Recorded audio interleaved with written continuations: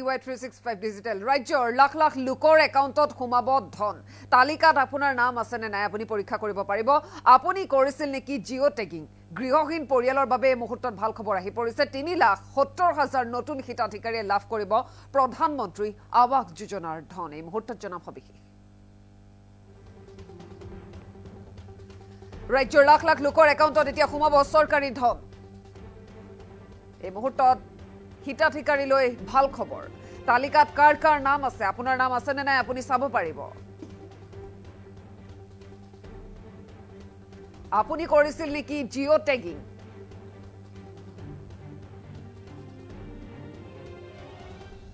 গৃহহীন পৰিয়ালৰ বাবে মুহূৰ্তত ভাল খবৰ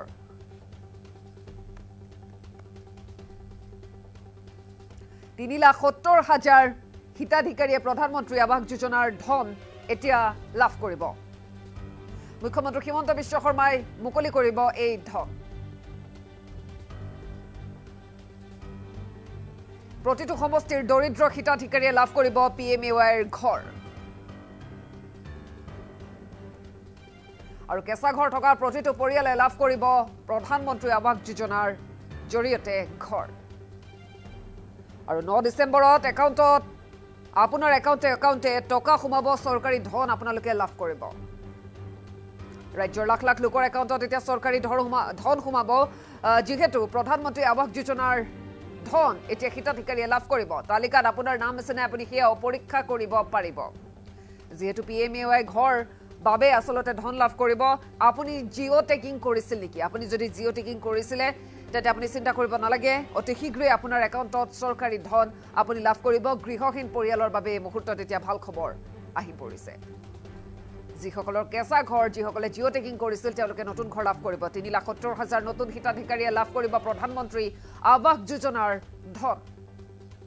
আৰু মুখ্যমন্ত্ৰী হিমন্ত বিশ্ব শৰ্মাই মুকলি কৰিব এই ধন আৰু প্ৰতিটো সমষ্টিৰ দৰিদ্ৰ হিতাধিকাৰীয়ে PMAYৰ ঘৰ লাভ কৰিব হিতাধিকাৰীসকলৰ বাবে মুহূৰ্তত এতিয়া ভাল খবৰ আহি পৰিছে মাত্ৰ এটা দিন আৰু 9 তাৰিখে অৰ্থাৎ 9 ডিচেম্বৰত লাখ লাখ লোকৰ একাউণ্টত সোমাব চৰকাৰী ধন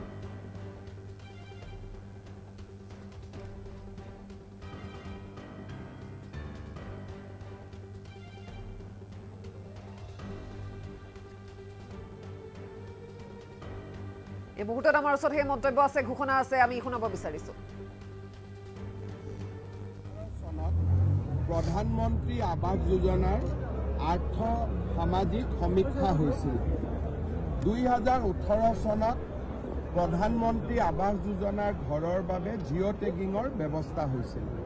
আৰু দুইটা ব্যৱস্থাৰ জৰিয়তে আমি 26 লাখ নাম পৰিয়ালৰ নাম আমি তালিকাত সন্নিৱিষ্ট কৰিছিলোঁ 20 লাখ লোকৰ ঘৰ দিয়া হ'ল বা ঘৰৰ নিৰ্মাণ কাম চলি আছে আজি 3,88,000 পৰিয়ালক নতুনকৈ আমি প্ৰথম কিস্তিৰ ধন বেংকৰ জৰিয়তে পঠোৱাৰ ব্যৱস্থা কৰিলোঁ এই বছৰৰ এপ্ৰিলৰ পৰা ছেপ্টেম্বৰ মাহৰ ভিতৰত আমি আৰু 3 লাখ মানুহক ঘৰ দিম যাতে 26 লাখৰ তালিকাখন সম্পূৰ্ণ হৈ যায় ইয়াৰ পিছতো যিসকল দুখীয়া পৰিয়ালৰ নাম আৱাস যোজনাৰ পৰা বাহিৰত থাকিলে তেওঁলোকৰ নাম পুনৰ সমীক্ষা আৰু জিঅ' টেগিঙৰ কাৰণে অভিযান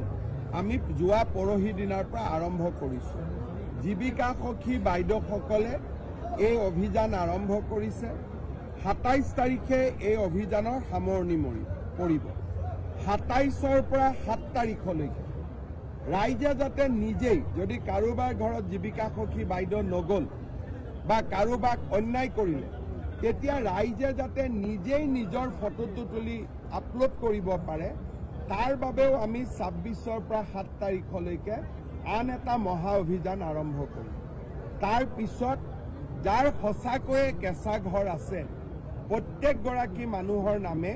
আমি লিষ্টত সন্নিৱিষ্ট কৰিম আৰু পৰ্যায়ক্ৰমে তেওঁলোকক ঘৰ দিয়াৰ ব্যৱস্থা কৰিম মোৰ আন্দাজ 26 লাখ মানুহে ঘৰ পালে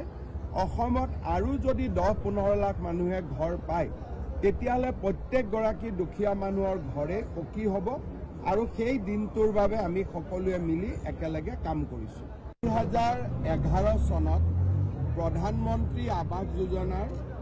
ইতিমধ্যে আমাৰ 28 লাখ ঘৰ আমাক আবণ্টন দিছিলে মাননীয় প্ৰধানমন্ত্ৰী নৰেন্দ্ৰ মোদী ডাঙৰীয়াৰ নেতৃত্বত, আৰু 28 লাখৰ ভিতৰত ইতিমধ্যে 22 লাখ আমাৰ সম্পূৰ্ণ হৈছে। বাকী আমাৰ 6 লাখৰ কাম নিৰ্মাণ কাৰ্য চলি আছে। অতি শীঘ্ৰে তেওঁলোকৰ এমাহ দুমাহৰ ভিতৰতে কামবোৰ সম্পূৰ্ণ হ'বগৈ। ইয়াৰ মাজতে আমাৰ ভাল খবৰ যে আমাক নতুনকৈ অতি কমেও 10 লাখ ঘৰ প্ৰধানমন্ত্ৰী নৰেন্দ্ৰ মোদী ডাঙৰীয়াই আমাক নতুনকৈ আবণ্টন দিব, ভাৰত চৰকাৰে আবণ্টন দিব। গতিকে জীৱিকা সখীসমূহে যিসমূহ ছাৰ্ভে কৰিছে সেই ছাৰ্ভে কৰাসমূহ আগন্তুক দিনত গাঁও সভাত তাত পাৰিত কৰিব লাগিব। কাৰণ বহু ক্ষেত্ৰত দেখিছোঁ যে যি নাম আহিছে বহুত মানে সংগতি নথকাও নাম আহিছে, আৰু সংগতি নথকা নাম এইকাৰণে মই কৈছোঁ যে 43 লাখ মানুহৰ নাম আহিছে। 43 লাখ মানুহৰ যদি নাম আহিছে, 28 লাখ আগতে দিছোঁগৈ, গতিকে তেতিয়া 62 লাখ দেখোন ৰেচন কাৰ্ড মানে থকা মানুহ আছে। গতিকে তাৰমানে ৰেচন কাৰ্ড থকা মানুহৰ কাৰো ঘৰে নাই নেকি, তেনেকুৱাটো কথা হ'ব নোৱাৰে। গতিকে সেইবোৰ আমি গাঁও সভাত পাৰিত কৰিব লাগিব, আৰু গাঁও সভাত পাৰিত কৰাৰ ক্ষেত্ৰত পঞ্চায়তৰ সভাপতি আৰু পঞ্চায়তৰ সচিবে তাত স্বাক্ষৰ কৰিব লাগিব, যাতে ঘৰত থকা মানুহে যাতে পুনৰ যাতে ঘৰ নাপায় তাৰ কাৰণে আমি বিহিত ব্যৱস্থা কৰিছোঁ। আৰু পৰ্যায়ক্ৰমে আমি আগন্তুক দিনত এইবাৰ নতুনকৈ 10 লাখ হয়তো ঘৰ আমি পোৱাৰ এটা সম্ভাৱনা এটা আছে, মাননীয় প্ৰধানমন্ত্ৰী ডাঙৰীয়াই ঘোষণা কৰিব। গতিকে আমি এটাই অংগীকাৰ কৰিছোঁ যে প্ৰতিগৰাকী গৃহহীন নাগৰিকক অসমত আমি আগন্তুক দিনত গৃহ দিয়াৰ কাৰণে ব্যৱস্থা কৰিম।